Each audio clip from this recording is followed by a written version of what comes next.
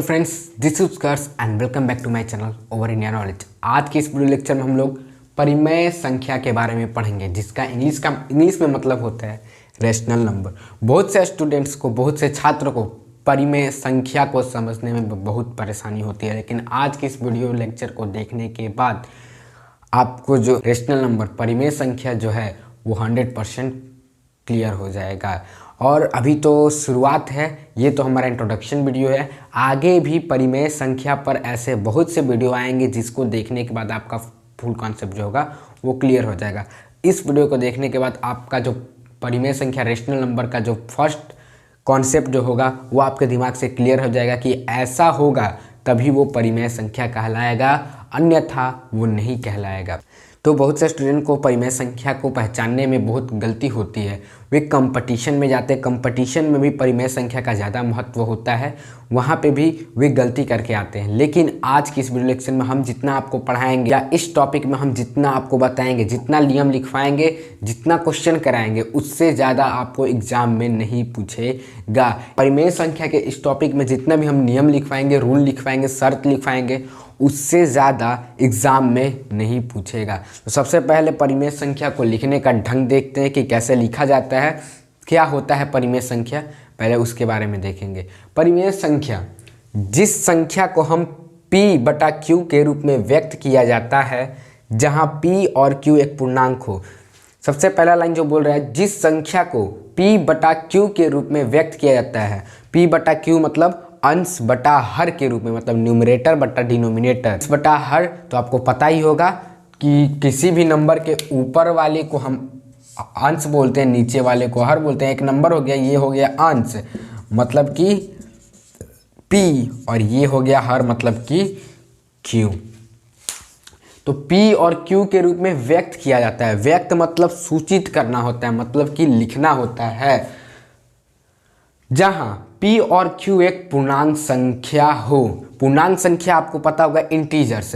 पूर्णांक मतलब कि सभी धनात्मक संख्याएं एवं सभी ऋणात्मक संख्याएं जीरो के साथ जब होती है तो वो पूर्णांक संख्या कहलाती है।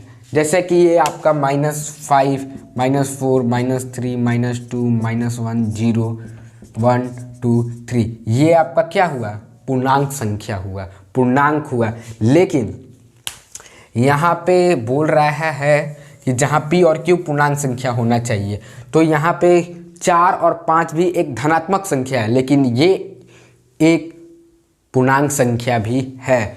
तो ये जो है P/Q के रूप में हमने लिख दिया, और ये दोनों जो है 4 और 5 जो है एक पूर्णांक संख्या। लेकिन आपको एक और शर्त दे रहा है इस डिफिनेशन में, और Q is not equal to 0 हो तो वह संख्या परिमेय संख्या कहलाती है।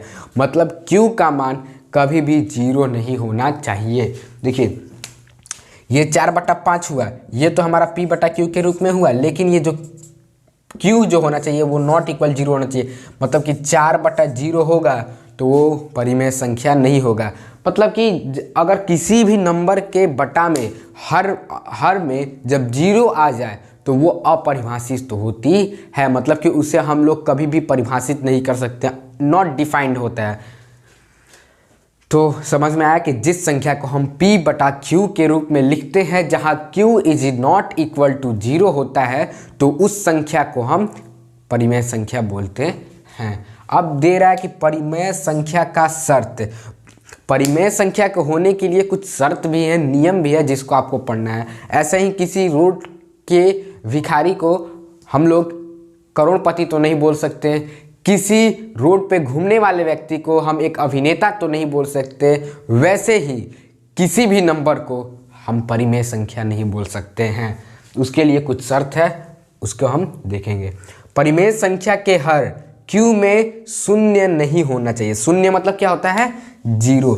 हमने यहाँ पे भी बताया कि Q is not equal to 0 हो तो वह संख्या परिमेय संख्या कहलाती है। मतलब कहने का मतलब ये हुआ कि उसके बटा में, मतलब कि हर में 0 नहीं होना चाहिए। अगर 0 हुआ तो वो परिमेय संख्या नहीं कहलाएगा।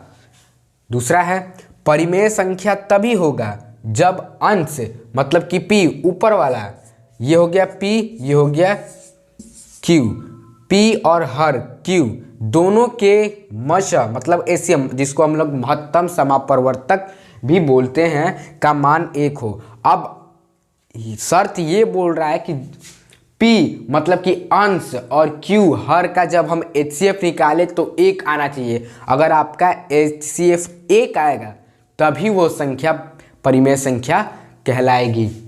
तो यहाँ पे हम लोग निकाल के देख लेते हैं। 4/5, 4 1 जा 4, 1 बचा फिर 4 आया तो 4 बार में। तो यहाँ पे HCF कितना है आपका 1 है, मतलब कि ये एक परिमेय संख्या है। एग्जाम्पल से हम लोग समझेंगे। एग्जाम्पल हमने दिया हुआ है नीचे, देखिए जैसे कि 2/3 जो है वो P/Q के रूप में लिखा गया है, मतलब कि अंश बटा हर के रूप में लिखा गया है। और यहाँ पे 2/3 है वो एक पूर्णांक संख्या भी है। दूसरा है -8/7, ये भी पूर्णांक संख्या है। लेकिन आप बोलेंगे कि ये माइनस है तो क्या ये परिमेय संख्या होगा? बिल्कुल होगा, क्योंकि -8 जो है वो ऋणात्मक संख्या, और सभी ऋणात्मक संख्या धनात्मक संख्या और 0 पूर्णांक संख्या होती है। और पूर्णांक संख्या जो होती है वो एक परिमेय संख्या होती है। तो ये भी आपका क्या होगा? परिमेय संख्या होगा। तीसरा है 6/5। 6/5 भी क्या है? आपका एक परिमेय संख्या है। कैसे है? 5 और 6 का एलसीएम निकालेंगे तो 1 आएगा, और ये P/Q के रूप में लिखा गया है, जहाँ की 6/5 एक पूर्णांक संख्या है। पूर्णांक संख्या हम एक बार और बताते हैं कि सभी धनात्मक संख्या एवं ऋणात्मक संख्या तथा 0 ये सभी क्या है? पूर्णांक संख्या है। अब देखेंगे 1/-2। अब आप बोलेंगे कि क्या ये परिमेय संख्या होगा? हाँ बिल्कुल होगा। लेकिन आप बोलेंगे कि इसमें तो बटा में माइनस है, तो फिर कैसे होगा? देखिए घबराने की कोई बात नहीं है, आपको सिर्फ कॉन्सेप्ट को समझना है। उसके बाद आप पहचान करने लगेंगे कि कौन परिमेय संख्या है और कौन अपरिमेय संख्या है। 1/2, देखिए कभी भी बटा में माइनस नहीं रह सकता। अगर दिया भी है तो आपको उसको -1/2 करना होगा। और ये देखिए -1/2 जो है वो P/Q के रूप में लिखा गया है। ये P हो गया, ये Q हो गया, ये P/Q के रूप में लिखा गया। और जो -1 और 2 है वो क्या है? एक पूर्णांक संख्या है।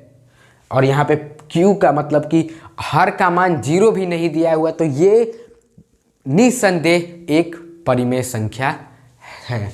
देखिए लास्ट पॉइंट जो है 2/3 एक परिमेय संख्या है, जहां 2 और 3 पूर्णांक संख्या है। हमने बताया कि जो 2/3 है वो एक परिमेय संख्या है, और परिमेय संख्या का शर्त क्या बोलता है कि दोनों संख्या अंश और हर पूर्णांक संख्या होनी चाहिए। तो 2 भी एक पूर्णांक संख्या है, 3 भी एक पूर्णांक संख्या है, तो ये क्या हुआ?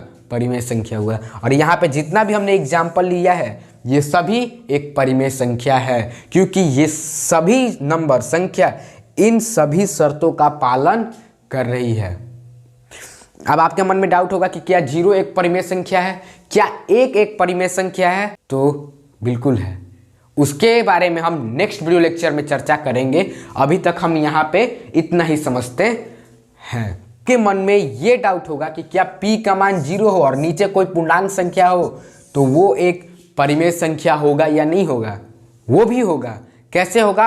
आपको हम नेक्स्ट वीडियो लेक्चर में बताएंगे। ऐसे ही मोर इंटरेस्टिंग वीडियो और भी मज़ेदार और भी अपने सिलेबस से संबंधित वीडियो को देखने के लिए हमारे चैनल को सब्सक्राइब करें और बेल आइकन को भी प्रेस करें, ताकि हमारे आने वाले नए वीडियो का नोटिफिकेशन आपके पास पहले पहुंचे। तो आई होप आज की इस वीडियो में हमने जितना भी आपको बताया कि परिमेय संख्या के बारे में जितना भी बताया वो आपको समझ में आया होगा। अभी तो हमारा सफ़र शुरू हुआ है परिमेय संख्या पर।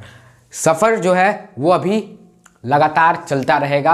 आपको हम कोई भी शिकायत का मौका नहीं देने वाले हैं।